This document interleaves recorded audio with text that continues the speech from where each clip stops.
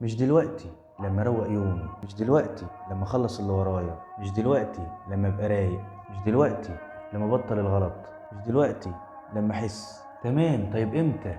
كل مرة عندك سبب بس مفيش مرة عندك قرار. كل مرة بتقول مش دلوقتي كأن في وقت تاني مضمون، كأن في نسخة احسن منك هتيجي، كأن بكرة هيبقى اسهل. بس الحقيقة مفيش وقت مثالي، مفيش لحظة كاملة، ومفيش نسخة جديدة هتيجي لوحدها. انت اللي بتقرر يا تبدأ ناقص يا تفضل مستني انك تكون كامل وعمرك ما تبدأ. الصلاة مش محتاجة ظروف تتظبط، هي اللي بتظبط الظروف. مش محتاجة تحس، هي اللي بتحسسك. مش محتاجة تبقى كويس، هي اللي بتخليك كويس. فبلاش أعذار، اسأل نفسك السؤال الصح، مش ليه مش بصلي، لا، أنا هستنى إمتى. كفاية. ما تنساش تصلي على النبي. سلام.